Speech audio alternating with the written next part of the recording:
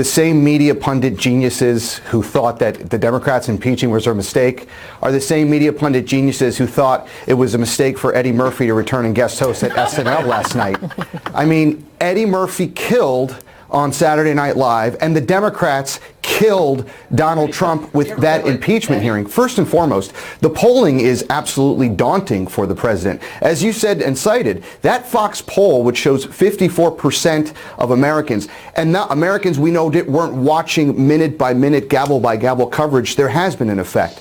But let's really think about what impeachment and who impeachment was for. Not only is it a historic branding that this president and sanction will have for the remainder of his life, as you alluded to. We've never seen this happen to a president seeking re-election.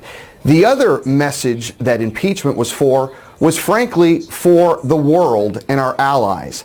Now it is clear that the United States government hasn't completely lost its mind, that the rule of law and the moral authority that the United States has always stood for over the last 240 years, and especially in the post-World War II period, is still somewhat intact. And I think that is the most important thing about what we saw with impeachment. Remind you also, as you talked about, Nancy Pelosi is outmaneuvering the little man-child every step of the way. And what we've seen now, this new development where they may not send right now those articles to the Senate, that's going to drive Trump further and further over the edge. And I think so far, not only has it been the right move, it's been a masterstroke, and it's only going to get better for the Democrats. Yeah, and let me go to Tiffany Cross on this, because you often make the point that, I keep asking why is this narrative so persistent? And you have been very smart about couching it in the demographics of the media, that the relatability of Republicans, that they seem more relatable, or they seem like middle America, and so the media gravitates toward the Republican base because to them, well, that's middle America. But Democrats, who are the majority, there are many more Democrats than Republicans, that they are not middle America to them. Is that what this is about? Is this a media demographics issue? Yeah, I think the master narrator has not caught up with the demographics of the country. As the country changes, the power structure has not. And so when you have the narrative being presented through that prism, it's dangerous. And the real true, disappointment and danger in this is we saw what happened in 2016 when the media failed. And here we are again seeing the same things happen when people felt like the media was not speaking to them. The media was not addressing issues of concern to masses of people. And they found a more relevant voice in the IRA, the Internet Russian Agency.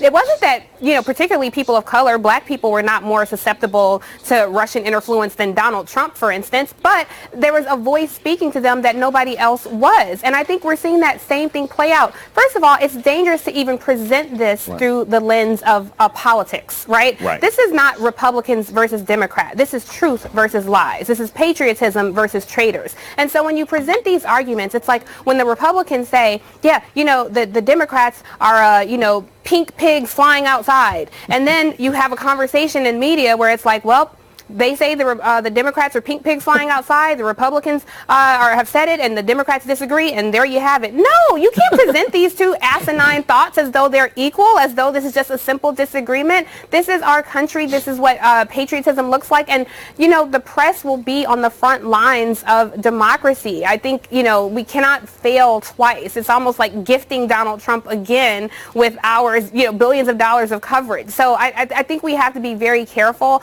with presenting some of these thoughts. This morning, even on the media, Joy, I saw people at Trump rallies, reporters asking them how they feel about impeachment. Well, what do you think people at a Trump rally are going to say about how they feel about impeachment? Let's try to, again, listen to them clumsily string together some thoughts about, they don't even know why he's being impeached. Did you think you were going to get any diversity of thought there? So I think this is yet again a colossal failure by the media. And look, power concedes nothing without demand. And so I think we're going to have to become a part of this system of the media to disrupt it.